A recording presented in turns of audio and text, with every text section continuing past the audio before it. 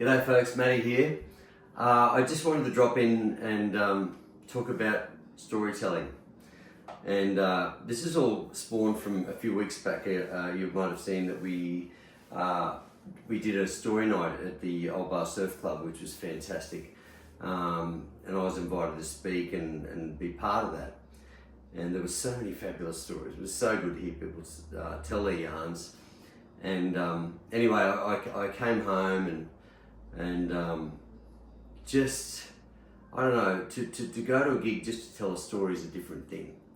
Now, people often say, you know, Matty's a storyteller in his songs and things like that. And I am, I guess, you know, I guess that's sort of how I've written my songs. And writing songs for me has been, you know, penning my life. So it's been you know, an amazing journey. But coming back from, say, different parts of my life, like, you know, where you're playing concerts, where you're singing your own songs and all those sorts of things, and then to be in situations where you know you're in a pub and someone says, "Shut up, mate, get on and sing." You're trying to tell a story about your song, and they're not interested, and you get on and sing the song anyway, and you think, oh, you know, but that's part of gig life. But I think you know, telling stories and being transparent and telling real stories is really important. It's what I love the most and what I love along with my music. But this morning I got a fantastic phone call from a mate of mine, Marion Burns, the fiddle player from New Zealand, and she was so happy she'd found a really rare John Denver DVD of him playing fiddle. And anyway, she and her husband Phil put the camera to the TV for me to watch, and we watched John for the first time. I didn't know this. Picked up a fiddle and was scratching through "Thank God I'm a Country Boy" and played the solo. We thought he was just vamping along, but no, got to the solo. Johnny could play fiddle. That's one thing I never knew.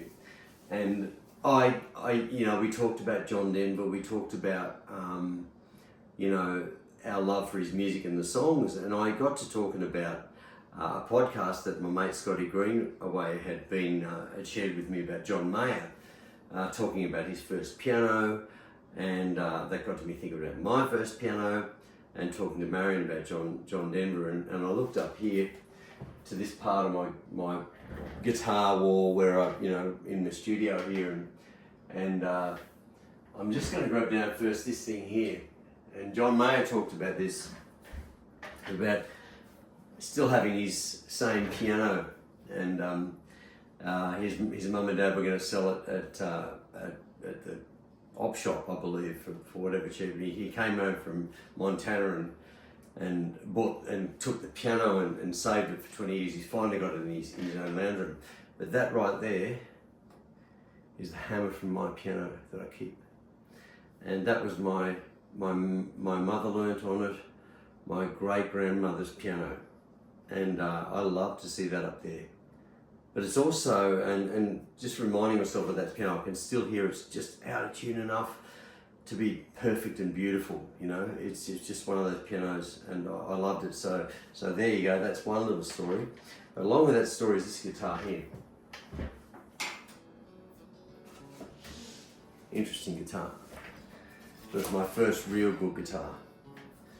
And when I was a kid,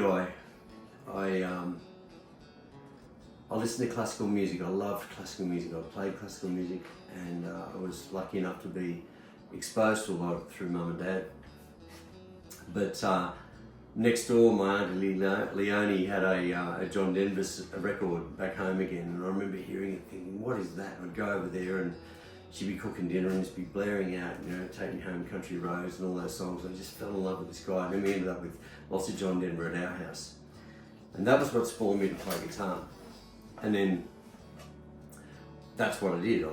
I played guitar from about 14 years old and scratched around and sang John Denver songs. And as a kid, I used to lay in bed when I was little, imagining that one day he'd come to my house and he'd come and meet all my brothers, and he'd have dinner with us, and he'd really like me because I was nice. But you know, obviously that's a childhood dream, living out on Vincent Road. You know, it was a quiet life out there, but noisy with all the kids and cousins.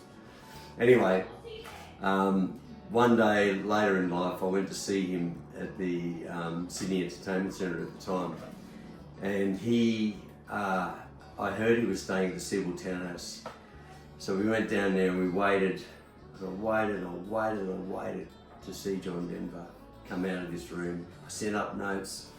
Obviously the security guards thinking some weird kid wants to meet John Denver. I was probably 18.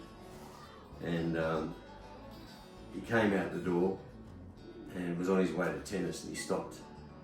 I said, John, it's me. He said, what's your name? What's your name? He said, I said, well, my name's Matt. He goes, hello Matthew. He called me from my full name. And I love the song Matthew that he sang. I just always loved that song. And anyway, I was so happy I didn't know what to say. And I said, I've got this guitar, this Ovation guitar. Would you sign it for me?